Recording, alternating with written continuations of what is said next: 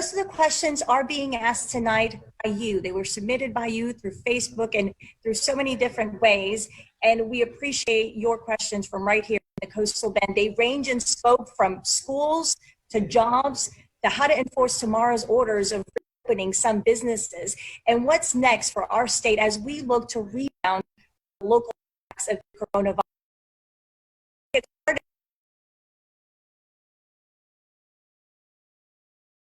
Congressman Michael Cloud. Thank you, Congressman, for being here. Alongside Mayor Joe McComb. Mayor, thank you, as well as City Manager Peter Zanoni. Thank you, Peter. You're also, welcome. CCISD Superintendent Roland Hernandez. Dr. Roland Hernandez, thank you so much for joining us. And City County Health Director Annette Rodriguez. And also Nueces County Judge Barbara Canales, who was the one who really thought about coming together and doing this town hall so that we can answer your questions in a way that's more personable. So we thank you so much, County Judge, for that. And Governor Greg Abbott will also answer some questions later. I would love to open it up for just 30 seconds of everybody giving a real quick summary of what can we look forward to from here. Congressman, if you'd like to start. Sure. I think the important thing to remember is that we will get through this. This nation's been through circumstances, whether it be war or other pandemics before. And we've done the right thing in coming together as a country. And we continue to do this. We're taking the first steps out. And so we can be encouraged and continue our work. Also going to post information on how to get in touch with your office, Congressman, on our website, KRISTV.com. Yes, County Judge Barbara Canales, 30 seconds.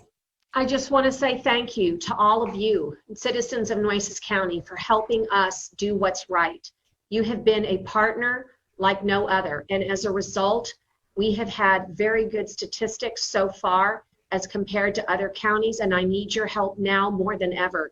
As we reopen and help our community recover, start this reopening and start this recovery, we're going to have to stay really vigilant so that we can protect one another.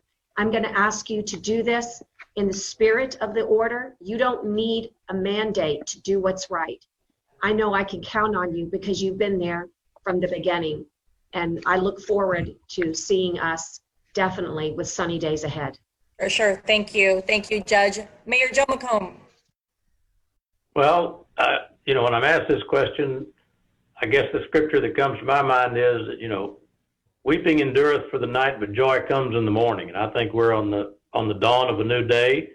And I think if we don't abandon our common sense and you know, the ability to make the proper decisions, we're going to come out stronger and better for it. We've got a great community, and I appreciate all their support and all of their activities. And it's a new day. Yes. Thank you, Mayor. Peter Zanoni, City Manager. Yes, thank you, Katia. I would say don't give up what we've learned over these last 8 or so weeks. We're not out of the woods yet by any stretch of the imagination, and there's still a little bit of work for everybody out there to do in our community. And as several persons have already said, we have a great community in Corpus Christi, and this pandemic has only demonstrated that more than ever. We just have to keep moving forward, keep in tune with information. And then finally, just a quick shout out to all the city employees that have either been on the front line or are working remotely. They're putting in tremendous amounts of time and effort to continue to have a high quality of life for our Corpus Christians, and we want to thank them as well. Thank you, Katia. Thank you for saying that. Absolutely. City Manager Peter Zanoni, thank you. Real quickly, Annette, 30 seconds. Well, our goal is to ramp up and to test as many individuals in this community as possible, especially those individuals that have symptoms. And we continue to be here for the community. You are able to call the 361-826-7200. Even if you have questions on we're going back to work and we want to talk to you about how do you see the social distancing, we'll work with you with your plans. Also, we've been working with the nursing homes and other congregate settings. So anybody that's needing assistance or thinks that maybe we can help them, please don't hesitate to call us, and we will be there for this community. Thank you. Excellent. And last but not least, Dr. Roland Hernandez.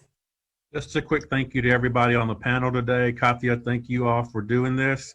I don't only speak to our students in CCISD, I speak to all of our students around that can hear on behalf I'm sure, of your superintendent. We can't thank our teachers enough for what they do every single day. We miss our students and we miss our teachers and all of our employees from across the board. Thank you for all your hard work. Be safe out there, and we look forward to seeing you face to face soon. Thank you. So let's get started, everyone. I want to start with the Congressman. Congressman Cloud, let's talk about unemployment. The Coastal Bend is dealing with two crises right now. We're talking about this pandemic and, of course, the surplus of oil around the world. It's going to cause a huge challenge for unemployment. What is Congress doing to combat our unemployment challenges? When it comes to unemployment, there's a few things that we've done in Congress. The first thing is try to prevent unemployment as best as possible. One of the ways we did that was with the CARES Act. We had the PPP program, which is the Paycheck Protection Program. And the idea there is to keep businesses, to give the businesses the liquidity that they need to keep people on staff. And so small businesses that are able to keep their employees on payroll will receive a loan that helps them cover that payroll. And as they're able to keep them on payroll, that loan will be forgiven in the long run. And so that was the first goal.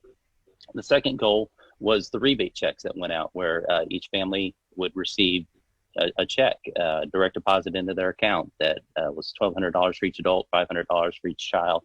And then also part of the CARES Act was a supplement of the state unemployment programs. And so we made sure that there was some funds in there to boost up what the state's doing when it comes to unemployment. And really at this point, we got to realize that it's the biggest thing when it comes to this, and especially when it comes to oil, is to get people back to work at this point as responsibly as we can. That's what people want. They want to be able to work. They want to be able to provide for their families. And so the sooner that we can ramp up getting people back to work, we'll also see part of the problem is the demand has synced as people have stopped traveling and participating in the economy. So as that begins to ramp up, we'll see a lot of these problems over time. We have some challenges ahead of us, no doubt, but over time, we'll begin to work our way out of this as we've always been able to work through every crisis. And people do want to get back to work, and they want to get back to work safely. Of course, Exactly. Tomorrow will be phase one of the governor's plan, where certain businesses are going to reopen. We've received numerous questions about tomorrow's reopening, which means for the most part that malls, movie theaters, as well as restaurants can open at 25% capacity. We have a question right now from Henry Cervantes regarding this.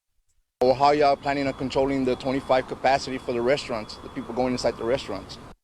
Donna Jones asks the same question. She says, how is the 25% capacity for malls and theaters going to be enforceable?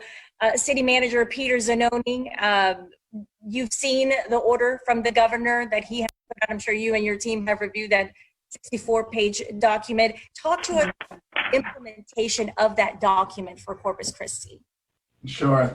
Thank you, Katya, and good evening, everybody. So the city of Corpus Christi feels pretty confident that the business community is going to take the leadership role in helping to enforce the 25% capacity rule that's there from the governor. Our business leaders through the community have done an outstanding job over the past 8 weeks as we dealt with numerous orders from federal government, the state government, and our local governments. And so we feel that the business community, the corporate leaders will know how to continue the great work that they've done in enforcing that 25% capacity. One thing we do know, working with our city leaders, to include our CVB director, Brett Oding, is that many restaurants may wait till they get to that 50% or the next level that the governor allows. So some restaurants may not even open anyway at that 25% capacity. And that is true also for some of the movie theaters. We're seeing that locally, some of the big movie theater operations won't be opening up for a few more weeks or months still. So that's some of our thoughts on that. We do have a great police department here, and I've spoken with Chief Markle since the governor gave his orders, and he is ready to assist businesses if there's a need. We'll be accepting calls, and our police officers are doing a fine job already in managing a lot of the orders that have been put in place, and so they'll continue to do that.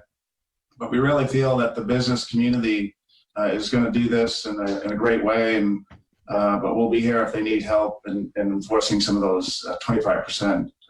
Right. Yeah. Judge Barbara Canales, do you think that we're ready to open back up? Well, what I think is we need to open in this phase one approach to reopening Texas. We are facing multiple disasters in the coastal bend, and that is evident not only in the oil crisis that you discussed earlier, but also with our just local economy. You know, we are not just an energy community, we're a tourism community. And so when you have your two main components attacked at once, along with public health, you are almost inside the eye of a hurricane. And even though it looks very calm in some instances, you know, with our stats being better than so many of our neighbors, there is no doubt that there is tremendous pain and tremendous suffering. But we have pledged great sacrifice. And so I think that we can do this as long as we do it responsibly. I was noticing Congressman Cloud's plaque behind him, and it said, be strong. And I think that that is really what we need to do, is we need to be strong in order to be safe. And so by working with the Restaurant Association here locally, by working with small business locally, and in every industry and in every arena, we can do this responsibly. So I have confidence that if we work together, we can achieve the goals that not only the governor wants for us, the goals that we want, which is a successful economy coming back in an appropriate, responsible way. So I think that on one hand, you know, obviously I'm cautious, but I think that the way that we have handled this crisis so far has demonstrated that we are ready to act when we need to act. And so as we reopen business in this phase one, make no mistake, we're going to be monitoring it closely. And this partnership that you're seeing live on television tonight is real. It's real, and it's strong, and it's solid, and it's able to act swiftly because we cooperate and we collaborate with one another. I'm going to open this question to the entire panel who wants to jump in on this. But, you know, in his announcement on Monday, the governor emphasized that you're not required to open tomorrow. You know, a lot of businesses want to, and they will do what they can. But there are employees who say that they're scared to go back to work. Maybe this is more for the congressman, but what does that mean to the employee? Does that mean that they lose their unemployment benefits, or do they stand to lose the job if they don't go back come Friday? Well, the unemployment program is managed by the state, so I'd have to refer you to the state as far as the stipulations of how that's going to be handled and the rules that'll be made. But I do think it's important to note that as the economy gets back and rolling, there's going to be people at every comfort level, you know, and as, for example, the theater's open, it'll probably be a little while before we see a packed theater again, and that's okay. You know, those who don't feel uncomfortable, there's no one forcing them to participate in the economy as it opens up. And so, you know, it's time for us to begin to take seriously both fronts of this war. You know, do it in a responsible way, and I think the governor and the president are doing their best. And I know the county judge and the mayor and the city manager and everybody involved in this whole process at every level is working together to make sure that we keep people safe, but that we also give them an opportunity to flourish and practice the liberties that our nation is famous for. County Judge Barbara Canales, would you do anything different right now than what the governor is proposing? Well, no, I support this phased opening. I think that what I like that the governor has allowed counties to do is he recognizes that not every county is the same. So one of the things I'm highly encouraged about and optimistic about is that the governor has sent and deployed National Guard all around us, all the rural counties, to have testing done. This gives me a tremendous amount of confidence and comfort. Also, I'm always in the process of requesting those resources that we need for testing at our local health authority. But I also monitor what CBRAC, our Regional Advisory Council, is asking for the same in-kind resources for our hospitals. So by tracking those resources and by seeing what's been deployed around us, the increased testing, as long as we can all be on the same page that we need increased testing, I do feel good. I want you to know that the order that I signed yesterday dealing with masks, and here's mine, and they don't have to match. You just need to have something that covers your nose. While it's not mandatory, Katya, I believe that what you're going to see is people all over Nueces County utilizing these masks, making sure that they cover their nose, they extend it over their chin and over their face so that they can properly protect themselves when they're in major public spaces, or here's a good one, when they're using either share rides, taxis, or public transit. I think by doing these things, we're going to be better prepared than we ever were. I'm glad that you brought up the subject about tests, Judge. I want to direct this question to our City County Health Department Director, Annette Rodriguez. Annette, how readily available are the COVID-19 tests right now in the city and in the county? Well, we're very fortunate. The state actually sent us 500 of the specimen collection kits on Friday, and so we used 100 on the drive-through on Monday, so we have 400 in hand, and so we're ready and willing to test as many people as feel they have COVID-19 or they have symptoms of COVID-19. So at this point, it's 100 tests, for our community, even 500. Do you think we need to be more aggressive and have a more aggressive system in place to try to identify those positive cases? More aggressive is better for public health, because everybody already knows, the earlier we can detect anybody with COVID-19 positive in our community, the faster we can isolate them, and the easier it is to contain this disease. So absolutely, but we do know that we have the help of the private physicians, the hospitals. Everybody's doing their part to make sure that if anybody seems to have any symptoms of COVID-19, they're testing them, sending them off to the commercial labs, which is a great additional resource to what we have in public health. Are we still turning away people that are asking to be tested? No, we're not turning away anybody. Everybody that calls in, as long as they have any of the symptoms that resemble COVID-19, which are very similar to the flu. So not just the fever, the shortness of breath, and the headache, but we're also looking at, additional symptoms such as if they have muscle pain, or if they have any kind of chills, or if they have a sore throat, or if they even have like vomiting or diarrhea, or a new loss of taste or smell. That seems to be very indicative of this new COVID-19 novel virus. Do you need to have all of that in order to get a test, or can you have some of the symptoms? You can have any one of those symptoms. The next drive-through will get you in as quickly as possible. Congressman, back to you on this. What is the federal government doing to be able to provide us with more tests? How can we get more tests here in the Coastal Bend?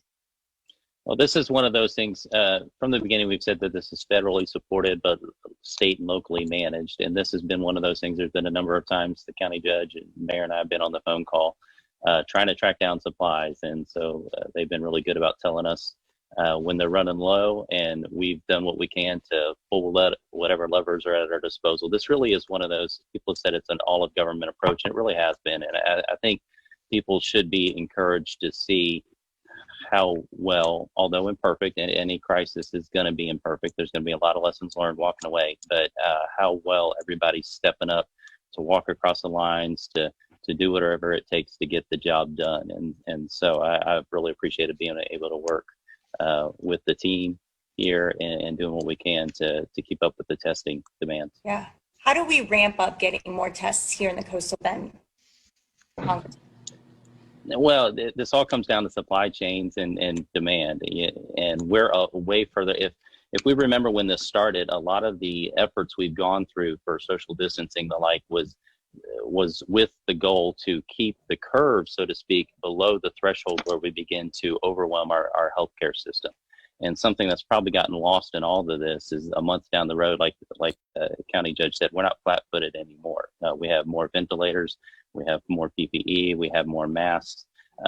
We have more testing kits available. We have new tests that didn't even exist 4 weeks ago that are available. And so everybody's working.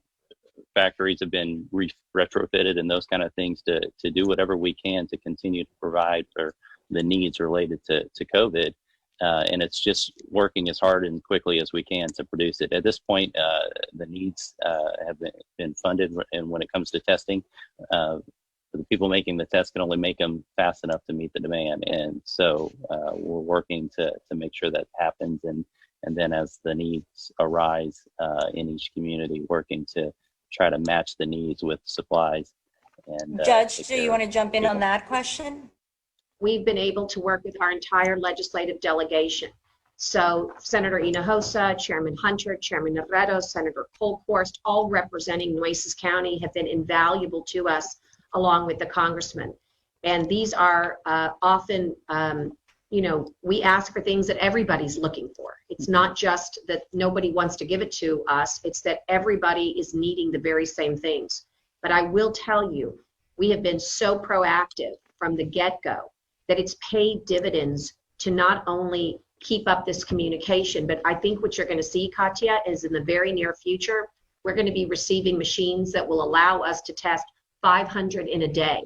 When this happens, when we get these machines up and running, properly outfitted with the resources that we need to utilize these machines, you're going to see a drastic change in our ability to test here locally. Tell me a little bit more about that. So we have this machine, it's capable of testing, again, 500 people a day. Is that what you just said, Judge? It has the potential on a work day to test 500 people. And it's because of KRIS Spahn being such an incredible partner in this community. Is there a timeline? When are we hoping to see those tests done? Well, I'm going to be working all day and all night to try to make sure that we get the requests in. The requests are formal, written request. So it could be a couple of weeks. I know that they will answer the call. Congressman Cloud is going to get his request. He'll get to see it too, and we all get to work on it. Everyone moving from different angles, right? And that's what Texas does. That's what we do best. And Mayor, City Manager, do you want to say anything to that about the testing? Well, I think all of us are very supportive of having increased testing. I mean, that's the goal, and I think that will bring a lot. That will up the confidence level, I think, throughout the community. Is that the more testing we get, you'll see an uptick probably in the number of positives, but I think what you'll also see is a huge number of negatives, and I think that's what we're doing, is trying to build the confidence level back up so people will feel free to leave their homes and go to restaurants and go back to work and this sort of thing. So, sure. The more information we can get, the quicker the better. We've had the 3 deaths attributed to COVID-19 here in Nueces County. One of the victims, his name is David Perea. He was a Ray High School graduate. He was a traveling nurse, 35 years old. Now, he caught the virus in Nevada, and he died there, but we counted his death here. The same it seemed with the 74-year-old lady from Robstown. Do you think that the death count is fairly portrayed here? Are our statistics overstated? I don't think they're overstated. I mean, that's not my area of expertise, but I think the system is that they're trying to track based on your origin of residence or your residence of origin. And so I can understand that. I mean, statistics are how they do things. Every death obviously is a sad experience for the community and for the family, and we're sorry for that. But they're just trying to, I think, keep a record of where people home base is, just like where somebody, you may be living in Washington, D.C. Well, where's your home? Well, my home's Corpus Christi, Texas, but I happen to be living in Washington. So I think they're just trying to identify. Now, they may, after this whole exercise is done, go back and say these were the original, homes of these folks, but the death actually occurred in something else. That's for the statisticians to work with. But I can understand the theory that this is where they're family is. This is where their homestead is, so to speak. So I have no qualm with that. I'm saddened every time we hear of a death, whether here at Corpus Christi or Nueces County, or really anywhere. I've experienced those notices before, and they're not fun. Do you think it's a positive sign that we don't have that many people, it seems, hospitalized here from COVID-19?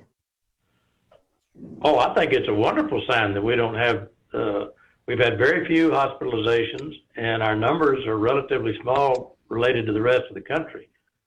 So I think we've done a great job. The medical profession, Annette and her people at the health district, SPON, the other hospitals, I think people need to be proud of what's going on in Nueces County in terms of the community's response. I think they've been wonderful, and 99% of them, there's always that 1%, but 99% of the people, I think, have responded very positively to the request from the governor and the judge and myself to, stay home, don't roam, make sure you're washing your hands. If you think about it, this exercise is nothing more than what your mother, well, I was going to say 50 years ago. Your mother probably was just about 20 years ago, but what your mother has taught you all of your life.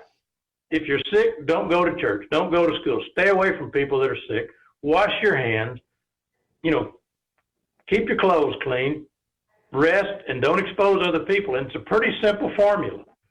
That's the theory here is if you're sick, stay away from people. But the citizens have been wonderful in their response. I can understand their cabin fever and wanting to kind of get back out, and some will and some won't. And as soon as that confidence level comes up, it goes back to testing. So I think we're on the right track, and I commend the governor and the judge for the leadership and the city manager and them in getting us this far. But I tell you that the people on the front line, the doctors, the nurses, first responders, we haven't been sitting on the sidelines twiddling our thumbs. When we see something, we react relatively quickly. And I think you've seen the police chief and the fire chief. If there's even an iota of chance, if a first responder has been exposed, they isolate them, quarantine them. And I think you've noticed, Peter might be able to correct me, but I think every instance when we've done that, it's paid dividends, that they've been in quarantine for a few days or maybe just a few hours, and then they're out. But we took that precaution. And so we've done a lot right. I don't know that we've done everything right, but we've done a lot right. And I think this numbers show that in our statistics here in Corpus Christi, Nueces County. And everybody, of course, is asking, they just want to be tested. They want to be able to know, do they have it? Are they carrying it? Are they asymptomatic? Because we all know, if we know the amount of the population that maybe is carrying it, can they stay home? What precautions can they take? Annette, can you talk to us about the death count? Is that part of the county? Why are we counting those other deaths that didn't happen here, just from people?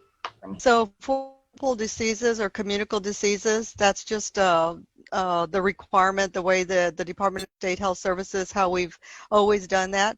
Like the mayor said, wherever they reside. And so these individuals, they reside here in Corpus Christi. They actually have a home here in Corpus Christi.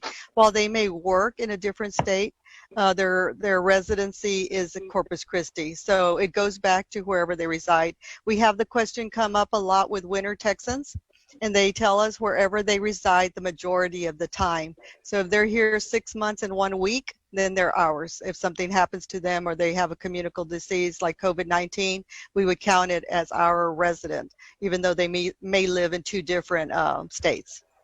Interesting. Okay. Dr. Roland Hernandez, don't think that we forgot about you. We got so many questions for you, especially regarding graduation. Let me start with a question from one of our viewers, Marie Cheatham, who says, will schools be allowed to hold regular classes in the fall? And I know that's looking ahead, but that's the question. So what I would say at this time is we're hopeful that that will be the case. We are looking at re-entry plans to start the school year in the fall, but as you know, we kind of take it day by day and kind of gauge our situation. I do agree with a lot of what has been said. I agree with our mayor that this has been a time, while challenging, it has been good to see everyone come together and just support one another, all the entities communicating. And our parents, of course, our employees just wanting to know when might we go back to some kind of normalcy. We have made the call with our governor that their school is out for this year. I know that was another question. We are looking at summer school, which will be done remotely, just like we're doing right now. So we will continue to provide summer school, especially for the students most at risk. So if they were students who are either behind grade level or below grade level, or had some challenges even before the coronavirus, then we will be working with them through distance learning over the course of the summer. And then looking at ways to re-enter our schools. You know, I think for schools, you notice that in any communication so far, schools have not been mentioned. Public schools, private schools, charter schools, universities. The issue there is just that you have so many students in one place at the same time. And it's so hard to social distance students when you have 20 to 30 kids in one classroom. Now, the larger urban districts are even in a tougher situation just because of the numbers that get involved when you're talking about classrooms, but when you're talking about assemblies in the cafeterias and just needing to eat lunch, when you're talking about extracurricular and the number of people on a team, in a locker room, in a gym, not to mention the number of spectators when you have crowds that reach over 10, 15,000 people, it becomes very challenging. And so what I would say to that question is, while we're hopeful that we can get into the schools, that is something that we're not going to push too much, because we have 37,000 plus students whose safety is the most important, and another 6,000 employees. And speaking of large gatherings, you know, the city of Austin, they have already said that they have canceled festivals and football and large gatherings for the next 6 months, even up to a year. So we asked the governor, what does he believe will happen with Friday Night Lights, with football being so important to us here in Texas, and of course in the Coastal Bend. And here's what he had to say. You know, if there's anything I want to see happen, it's football. And we will do everything possible to try to have the state and the country in a position where it can happen. However, we have to follow what the doctors say and what the data show. And it's way too early to be talking right now about what may or may not happen in the fall. The first thing we have to do is continue to slow the spread of the coronavirus. We need to begin to gradually reopen the businesses in this state, allow people to get back to work. And then if all of that works, and if we have what are called therapeutic drugs, medicines that people can take who have contracted COVID-19, that may allow us to begin having larger gatherings come fall. But because we don't know yet what those medicines are going to be like, it's way too early to predict. And distance learning, you know, as you can imagine, and it's been tough for a lot of families, especially if you don't have a job right now. So you're worrying about paying rent, you know, plus you have your child that now you become their teacher. What do you say to those parents who are watching this right now? One, I can't thank the parents enough. You know, this is, to all of our surprise, and all of us who have children working full-time jobs, and some parents multiple jobs, 1, 2, 3 jobs, and have really counted a lot. Schools mean so much to so many families, and in schools we spend a majority of the time with the children, sometimes more than their parents, because their children, I mean, the parents are working so many jobs. Right. But they have done an amazing job to be full-time employees in their own jobs and then come home and help their students. We're very excited in what we've been able to do for our community. You know, we have, like I said, 37,000 plus students. We've really worked with our principals and assistant principals who've done an outstanding job, as well as all of our teaching staff. We have less than 100 or so students that we have yet to make contact with. We have made contact with all of these families to find out if their preference is either on hard copy materials to continue the instructional learning, or if they have the capacity to do distance learning. And so something that's pretty significant that we're doing now is we'll continue to contact the families we haven't, but we're assessing on the number of people who don't have the capacity for the distance learning technology-wise, and going to be purchasing, 3,000 plus Chromebooks, laptops, to make them available for those families to have at all times. And as a student enters the district, it becomes almost like a textbook for them.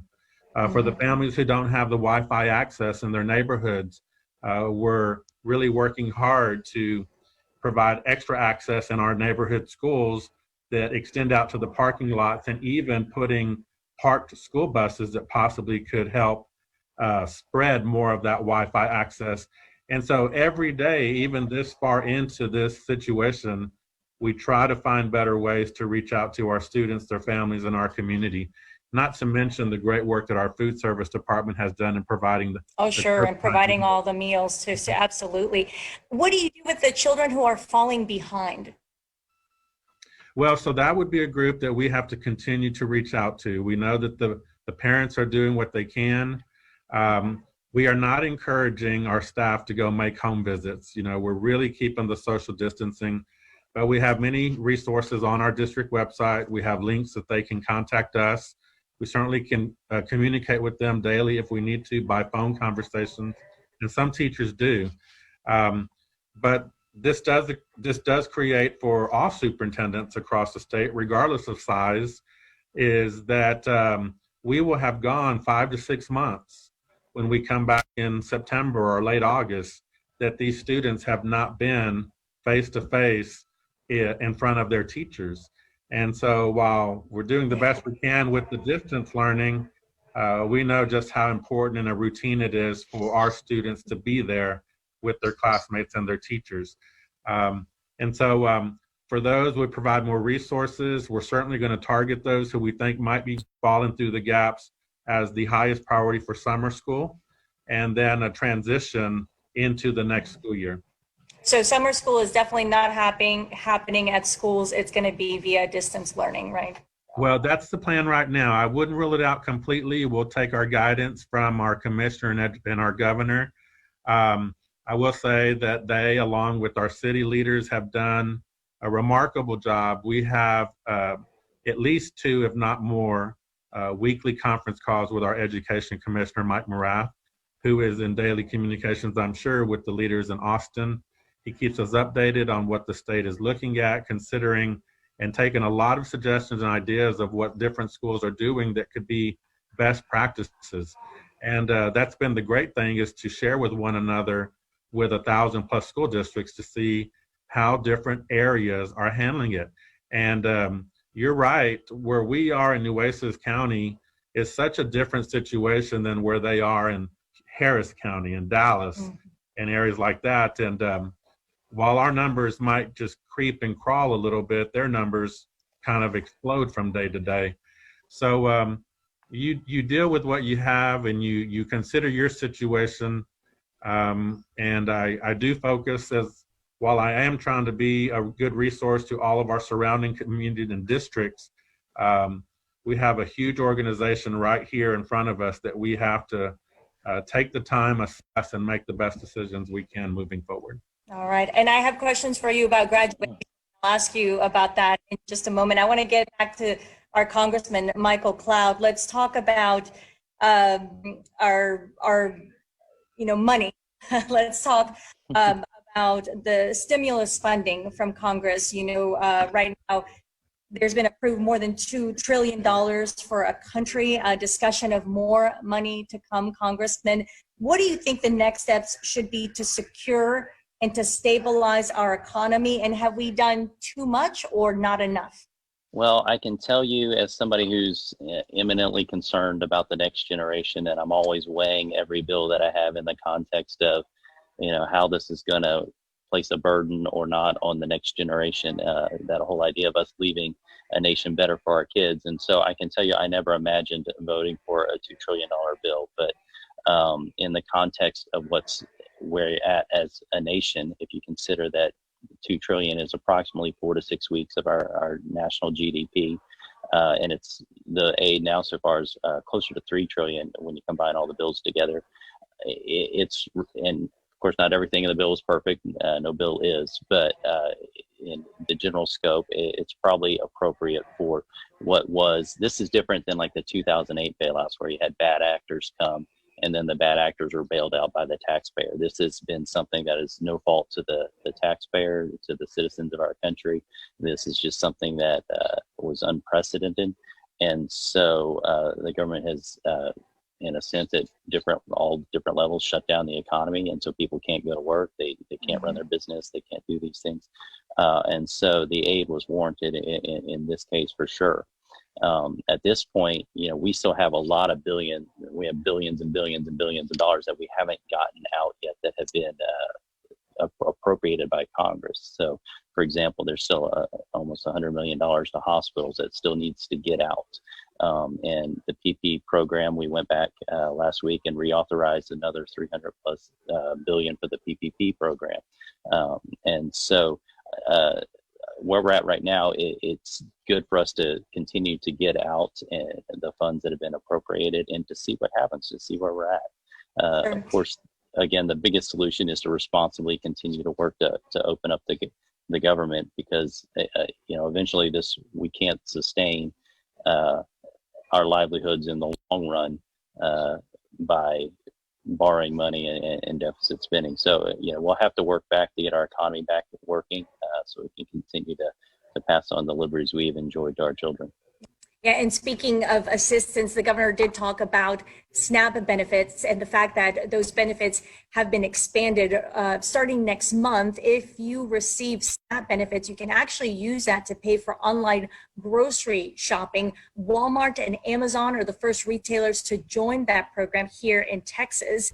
You're exactly right. You're spot on. So it provides, if you would, these new and different strategies or ways that families can go about using their SNAP benefits, making sure that kind of whatever may be open, whatever may be available to them, they're going to be able to access in this situation that we're all working through right now with the coronavirus.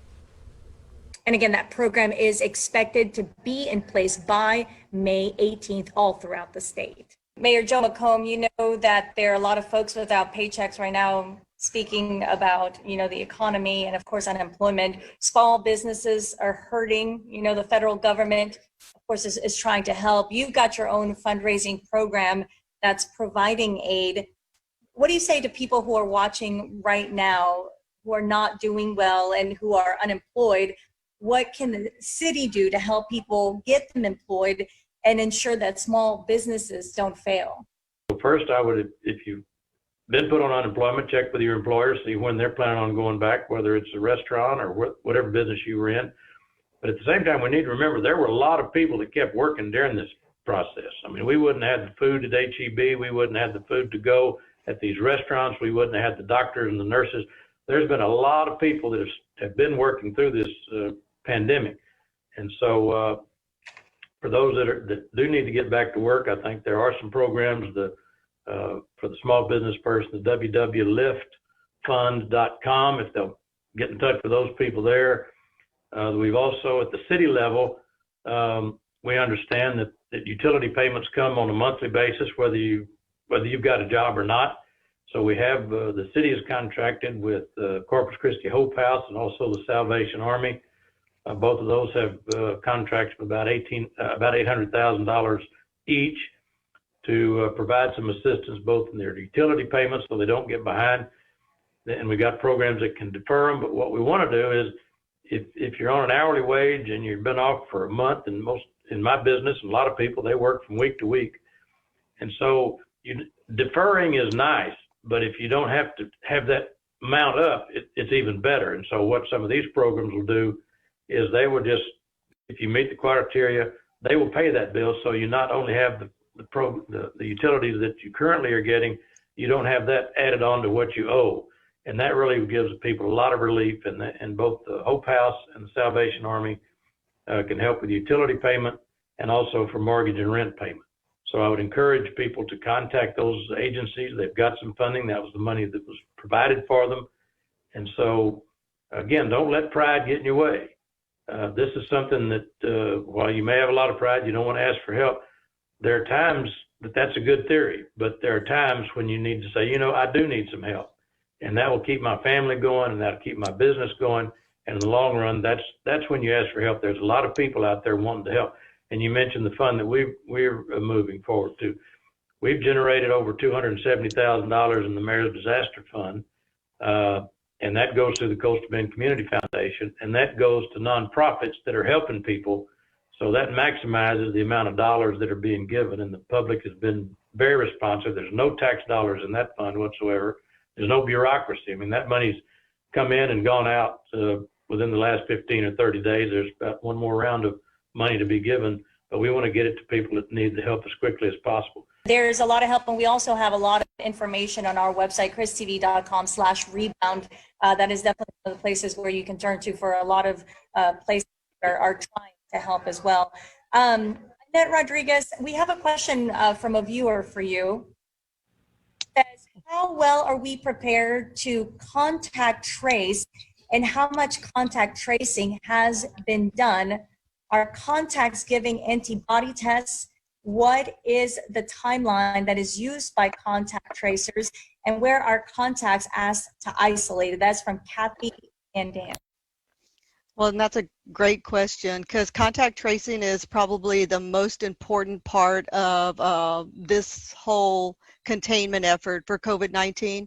And so we currently have 14 individuals that's all they do day and night is contact tracing. They're very, very good at it.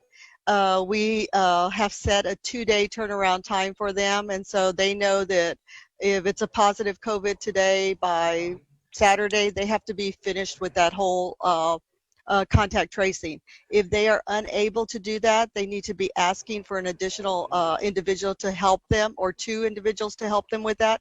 So early on, it was a much more difficult task because a lot of people were still traveling. But now that they're not traveling as much and they're staying at home, it's a much faster process. And again, they know what they're doing. They're excellent contact tracers. They start with, like yourself, Katia, if you were positive, they would ask you, you know, who's in your family. And then once you've talked about your family, who have you visited within the last 2 days?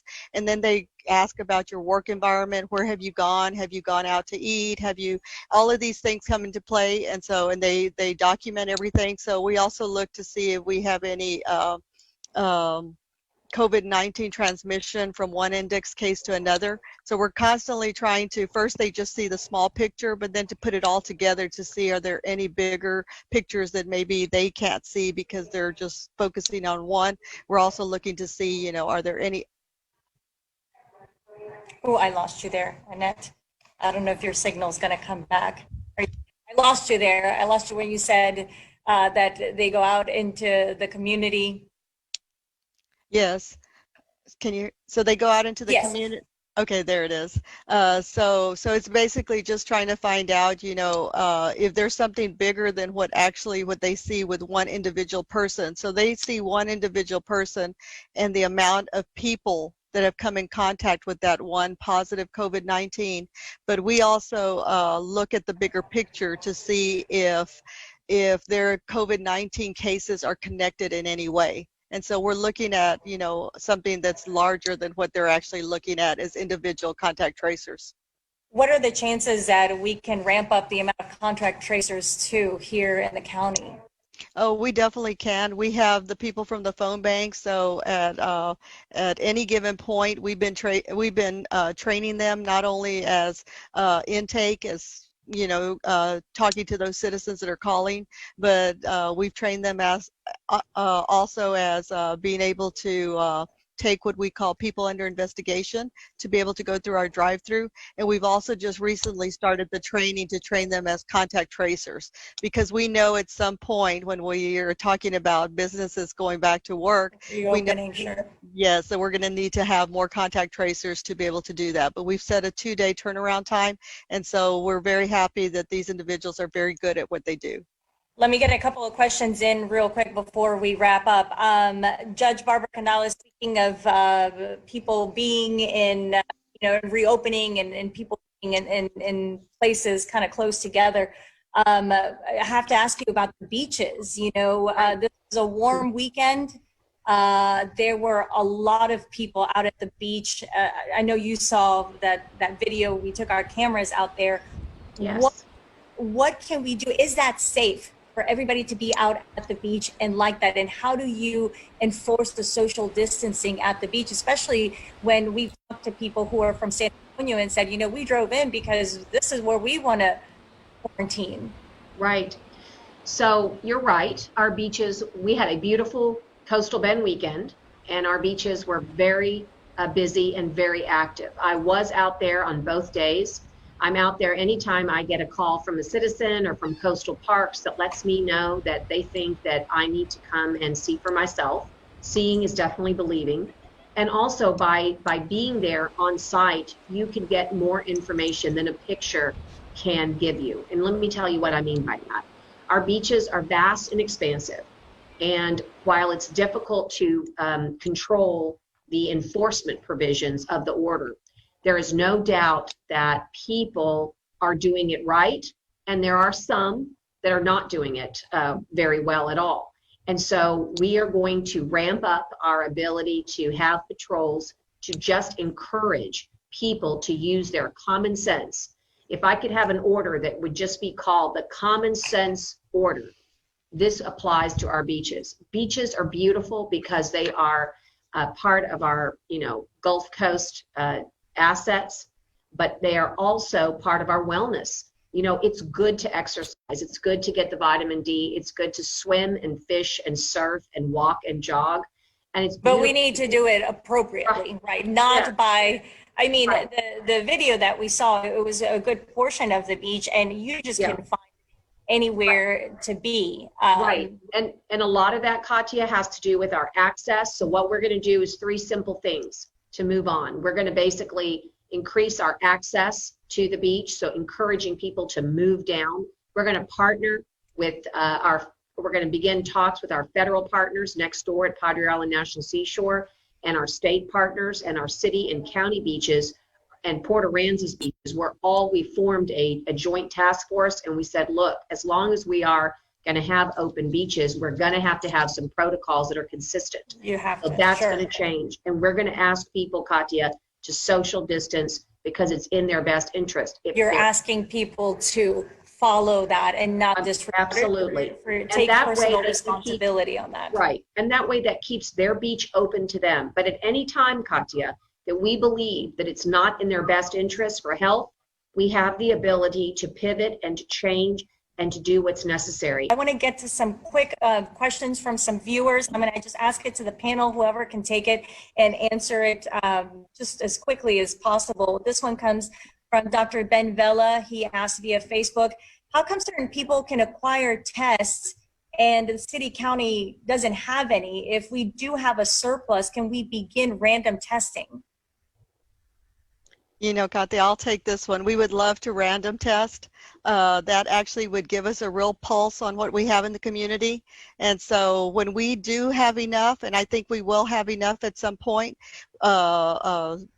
specimen collection kits and all the other kits that we need to run the whole gamut of tests, when we have enough, that is what our plans are, is to test as many individuals in this community or as many households as possible so we can actually know what we have as far as COVID-19 in Nueces County.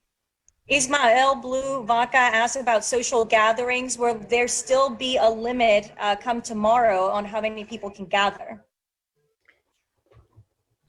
I know Peter Zanonia and I have talked about this at length and along with the mayor, and I just want to say that it's dependent. All gatherings have to occur somewhere, and those venues are going to be determined by their capacity to open. So that 25% rule is going to dictate a lot of those social gatherings. But I would say that you should go back to the original recommendations, which are to limit your social gathering, to limit your non-essential travel.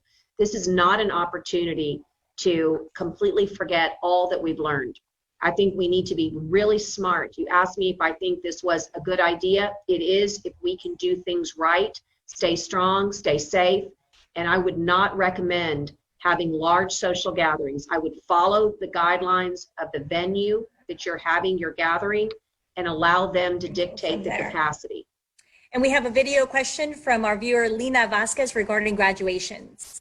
Will the kids be graduating or having a graduation, and how long will it be before any of this goes away?